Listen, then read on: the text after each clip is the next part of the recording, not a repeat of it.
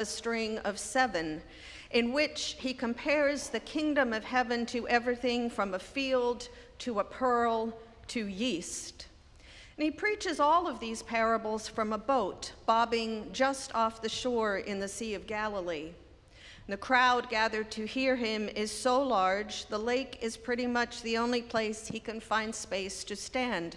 So there he is, a tiny figure in a front of a boat, telling some strange stories, unfolding a series of images that draw the hearer in, images of the ordinary stuff of life that evidently has something to do with God's purpose, that are vessels of God's truth, clear one minute and hidden the next. Why Jesus used parables, no one really knows for sure. Obviously, they are catchy. Telling a story is much more memorable and effective than making a series of points. So it may have been purely practical. But parables are also quite subversive. If you listen carefully, they always threaten the powerful and the status quo. Jesus would surely have been arrested for talking about heresy, rebellion, subversion, and the upside-down values of God. But talking about pearls, nets, soil, treasures likely just left the religious and civil leaders scratching their heads.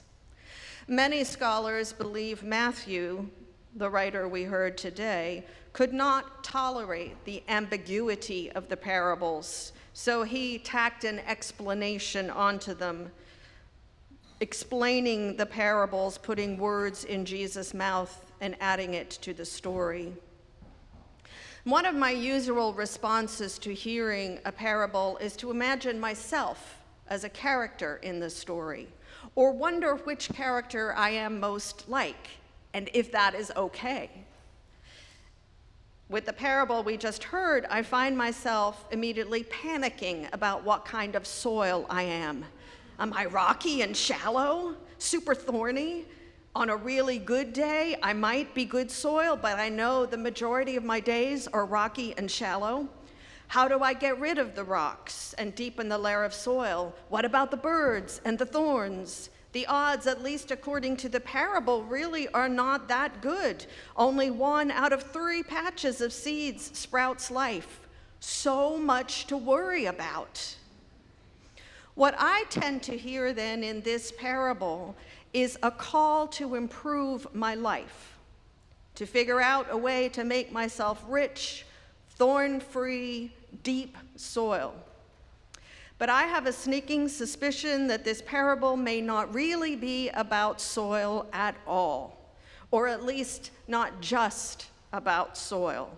It has never been called the parable of the soil, but has always been referred to, even by Jesus himself, as the parable of the sower. The sower is the primary character in this story. So perhaps the parable is not really about me or about us at all. Perhaps it is not about our faults, our rocks, thorns, and birds, but about a sower who is wildly extravagant, who really does not seem to be worried at all about such details as soil depth, thorns, or local wildlife. A sower who just flings seed around willy-nilly, seemingly wasting it while singing a tune, feeding the birds, showering the rocks, deftly navigating the thorns, sowing no matter what. As if this sower is supremely confident that come harvest time, there will be enough and more than enough. Barns will be full and silos overflowing. And if this parable is not about us after all, but about the sower, it sounds really different, doesn't it? It sounds like it is not about our weaknesses and shortcomings, but about a wildly generous and loving sower who made all the fields of the earth, who doesn't hold anything back, carefully saving seed in a sack to make sure there's enough to go around, but just throws it everywhere. Good soil, bad soil, whatever. This sower is not prudent or careful at all. Not really a good planner. Almost a little reckless, if you want my opinion.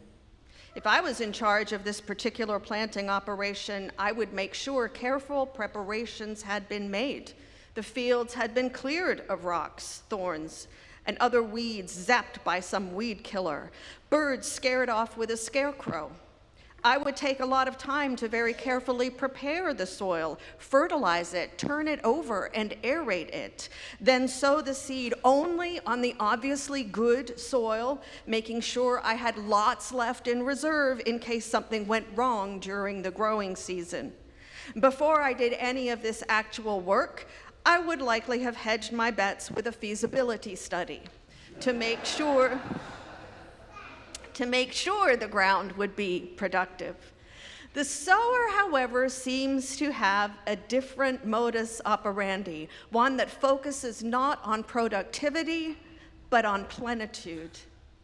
This sower, who must know that not every seed is going to sprout if it is just tossed anywhere, seems willing to tolerate a great deal of risk. And this sower seems to think there is nowhere that isn't worth at least trying to plant a seed. Seems to see pretty much everything and everywhere as potentially good soil. One of the more disturbing trends I have observed in American culture in the last years is an increasing belief in the gospel of scarcity. There is, we have been told and seem to believe, not enough of anything. Money, food, slots for citizens, whatever to go around. And so the goal is to grab what we can for ourselves and for our families and shrug our shoulders at those who missed out. We fight about whether there is enough food for everyone, enough health care for everyone. We fight about pretty much all of the stuff of life, as if there weren't enough to go around, as if life was some giant game of musical chairs and someone always has to be left standing, as if this country did not have enough resources for everyone to have the basics of life, when the truth is we don't have the will to ensure everyone has the basics of life. And the God's honest truth is that there is enough. And the gospel of God in Jesus Christ teaches us that we can live differently, not from scarcity, but from generosity. Teaches us that grace is given by God freely and with abandon, and there is always enough and more than enough. Teaches us not to fear, but to trust. Teaches us that we are all deeply connected to each other, siblings in Christ. And what happens to any one of us, in a sense, happens to each of us. Teaches us that everyone, no exceptions, is beloved of God and is to be treated with dignity, compassion, and respect. Teaches us that in losing life, we will find it, and in giving ourselves away, we will be filled completely and eternally, because with God, there is always enough and more than enough. A sower went out to sow. As she sowed, some seeds fell on the path, and the birds came along and devoured them. So she got a scarecrow and spent some time shooing them away. Then she picked up her seed pouch and sowed some more. And as she sowed, she noticed some seeds were falling on rocky ground. So she put down her pouch and started pulling out all the rocks she could find. After a few hours of that, she had almost forgotten that she was supposed to be sowing, but she remembered, picked up her pouch, and started again. Pretty soon, she was all tangled up in briars, and so had to go try to find the Roundup, which she couldn't find, so contented herself by pulling them up by hand, which hurt quite a bit. At the end of a long day, she went home, pulled out a seed catalog, and spent a while poring over it, falling asleep from exhaustion right there in the chair. The next morning, she went back out to the field and was stunned to see rocks where she knew there were no rocks the night before. Birds all over the place feasting on delicious seeds and new briar shoots everywhere. She stared and stared. Then she put down the pouch and started to laugh. A rich, full-bellied laugh that went on for a long while. Then she picked up her pouch and started moving through the field, laughing and flinging seed everywhere. And the more seed she threw, the more there seemed to be in the bag. It made no sense whatsoever, but she decided not to overthink it and just go on flinging seeds and laughing like she had never laughed before. Let anyone with ears to hear listen.